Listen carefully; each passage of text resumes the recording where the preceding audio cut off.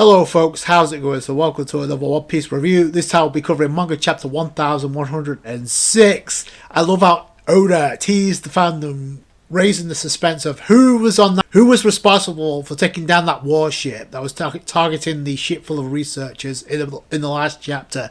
We had a whole week to think about this. Theories up and down, like the strongest possibility was the Revolutionary Army. But Oda, again, playing with our expectations. I'll get into that.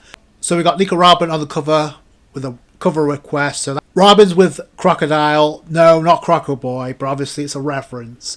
It's an actual crocodile wearing a t-shirt with a coaster and has a surfboard, who's been given the thumbs up of approval thanks to Nico Robin, and I guess that would motivate just about anybody. The t-shirt, and I actually looked this up. I mean, you can Google this and there is a logo with the coaster. But it's for like a perfume, so I don't know if One Piece are going to do like commercial brands for like perfume. One Piece special edition perfume with being presented by Nico Robin. So that would be kind of epic, but I just thought that was kind of interesting. It's a fun-loving cover request. Unfortunately, Robin was not in this chapter. We did see her in the last chapter, although she was awake, she was technically out of it due to her injuries. So I don't know what she's going to do to like contribute to the escape, because we know a great escape is in full effect now. So it's just when that happens. So let's start off with the chapter, and I love how Oda started this chapter with the suspense of who's on that ship, because that's the first thing he started off with.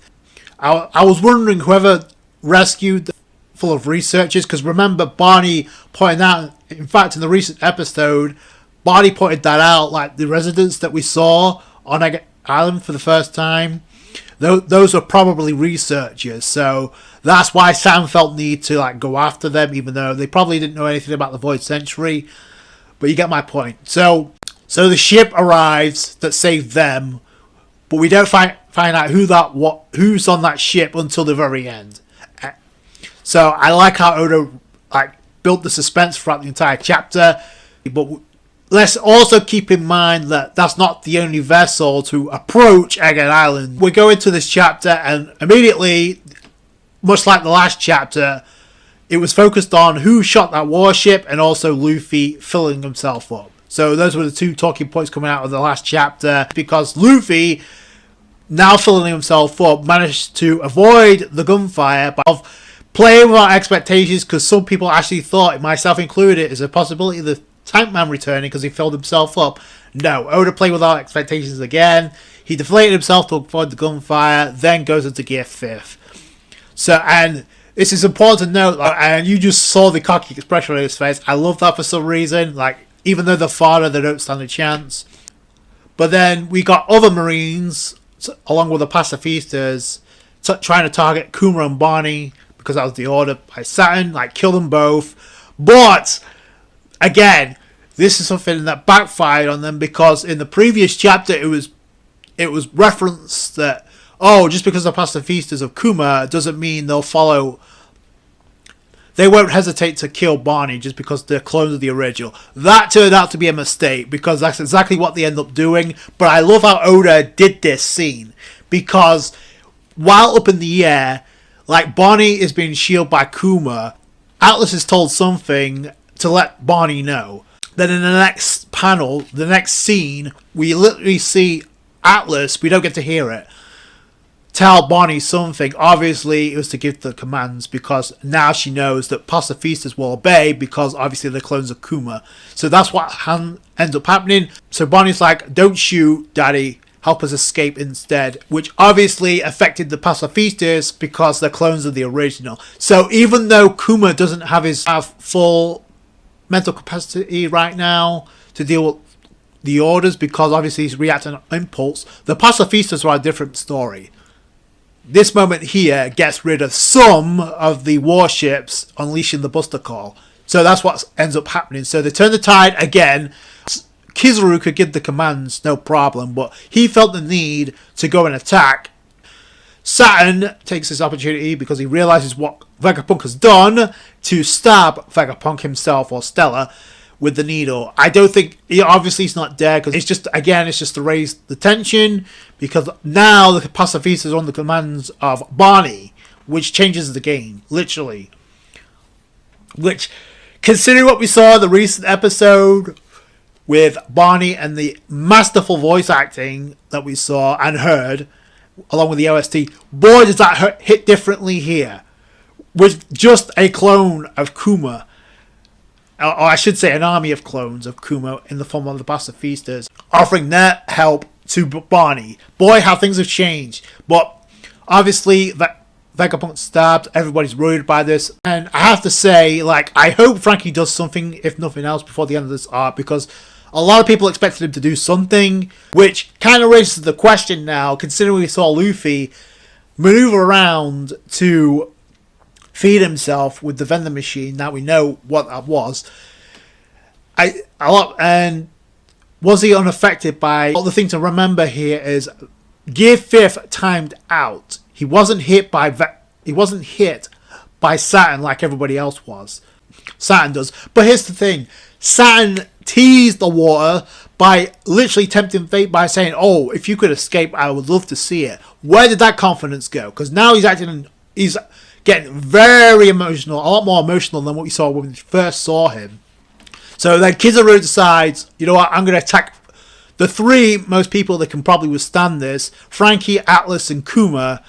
Barney is being shielded by Kuma. Sanji also gets nailed too, but Sanji recovers pretty quickly. So I'd like to see Sanji versus Kizaru at some point, just for like Sanji to get some credibility right now, but I don't know if that's in the cards, given right now the escape mission is in full effect. Kizaru comes in to try and attack Barney and Kuma. Luffy comes in.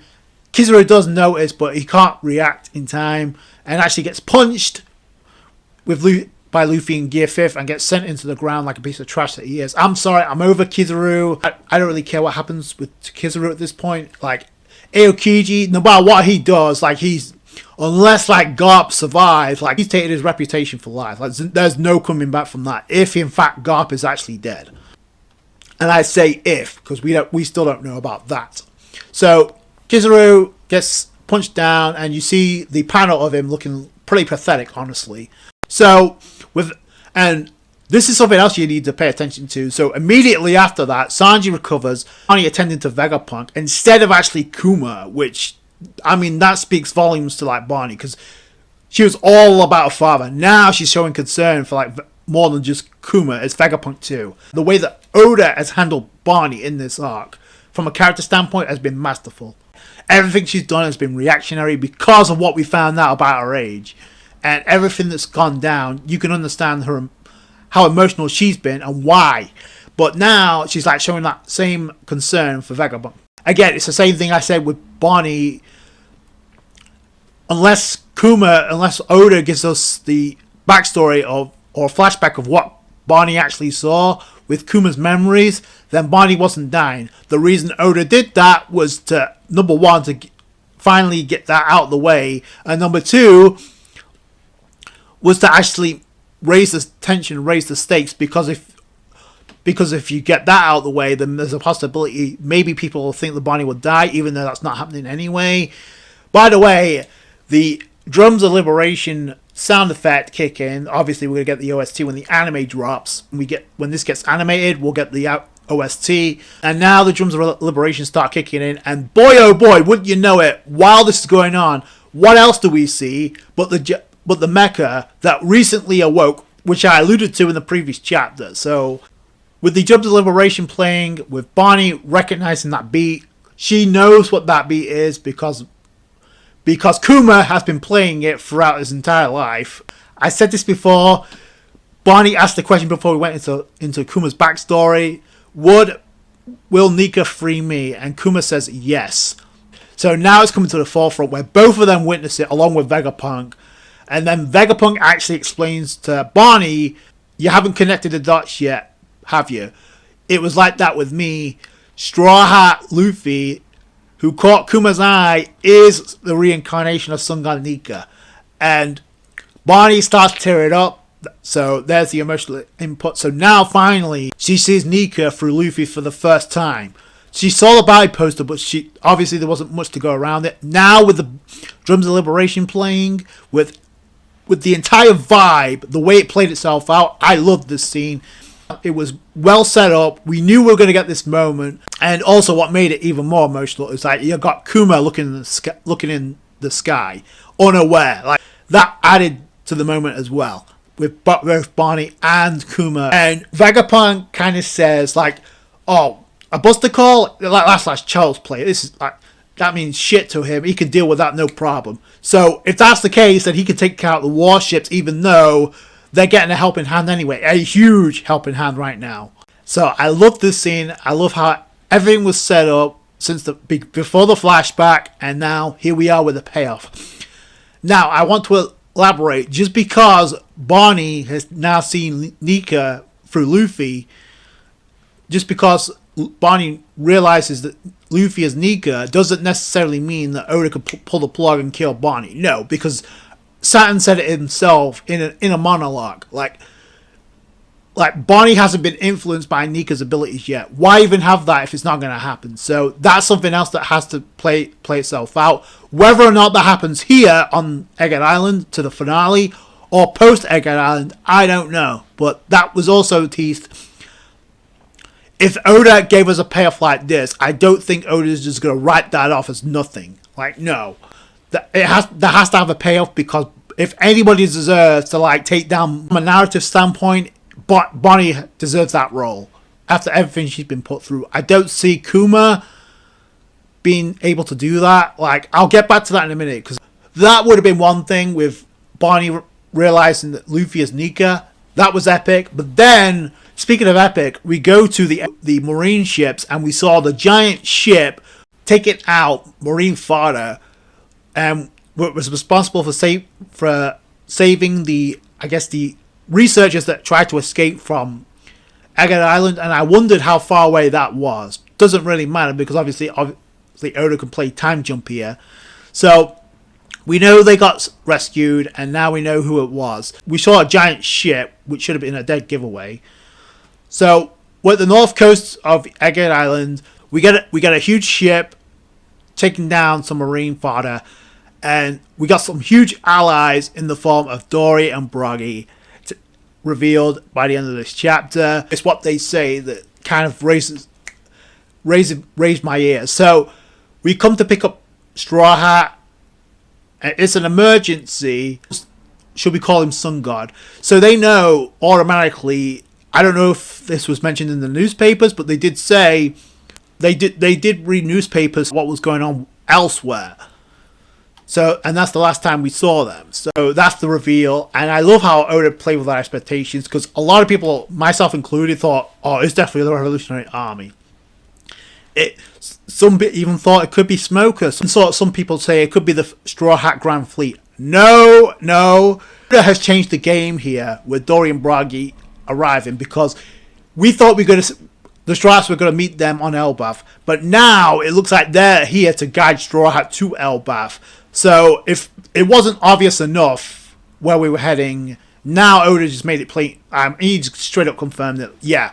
So the only question I have is, does Saturn fall now or after Egghead Island? If he falls here, who's going to take him down right now? Because right now we're in escape mode. So I do have to question, like, who's going to take him down at this point? Is Dory and Broggy here to take him down? No. The reason why they're here, and I mentioned this in my last review, I don't think it's just a coincidence. We also saw the giant mecha in this chapter while the Drums of Liberation were playing. The liberation meaning freedom, okay? The Hand of Freedom was also described that Kuma had. Nika has the ability to bring freedom to Barney and Kuma. If they escape, we have a method as to how they're going to get there. As to how they're going to get away. The giant mecha is going to provide support. Dory and Broggy are going to provide Hakaku sovereignty, the same technique they did to get the Straw Hats away from Little Garden pre-time skip. So it's synonymous with the Straw Hats getting away. I wouldn't be surprised. I was actually thinking maybe it's something similar to what we saw with Dory and Broggy with the giant mecha. I don't know, maybe lunging them away. But little did I know we would get the real deal here in this chapter. Like, I don't think anybody expected this, because we expected to see them on Elbaf, but now here they are as a guide to get the Straw Hats to Elbaf, which changes the game. So I have a question. Since if Kuma is unable to attack or take down Saturn in any way, if he's immobile from this point on, like, what's going to happen with him? Is he going to die? Or I said this before, because I don't expect Barney and the Straw Hats just to leave him to die. To me, is if Kuma's brought alongside the Straw Hats, which would make sense considering Kuma allowed the Straw Hats to escape.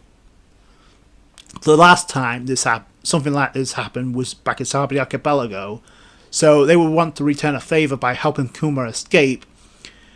So if he escapes, maybe the mission is, maybe there's a way to get Kuma back to normal, or maybe the key is Vegapunk and Barney, because there's also a giant mystery when it comes to like the Buccaneer bloodline that Kuma's a part of that has been name dropped multiple times. Vegapunk said it himself, like it's part of the reason why Kuma is still able to help out Barney despite the fact that he's no longer a human being. So whether or not that's connected to Elbaf, I don't know. I said that as a possibility because we don't know. And so we have to find that out. Maybe Elbaf is the way we do find that out. So, and that could be why Oda had Dorian Broggy to help them with the escape. Obviously that's where we're going with this, because why else would they be here? They were the very first giants to introduce us to Elbaf, pre-time skip, so it makes perfect sense they would be here to get them to Elbaf. But the giant mecha is going to provide the shield, because there's no way you're going to highlight it's awake if it's not going to play a factor. I love how Oda played with our expectations with Dorian Broggy showing up, because Elbaf has been hyped up for so long, and it's because of them we even got introduced to Elbaf, so here we are. So, and I wonder if Oda was initially going to have like Kizaru switch sides, but because it may have been too predictable by the way he portrayed Kizaru, so with Kuma showing up, obviously that helped a lot too. So if that's the case, then everything we've seen with Kizaru interact, along with Sentomaru interacting with Vegapunk and Barney and Kuma, even during Kuma's backstory, what was the point? It just feels like a huge waste. I don't really care about Kizaru anymore, which is sad to say, but that's just how I feel right now. I care about the story and I care about the characters more than I do action, so that doesn't really affect me, what he can do.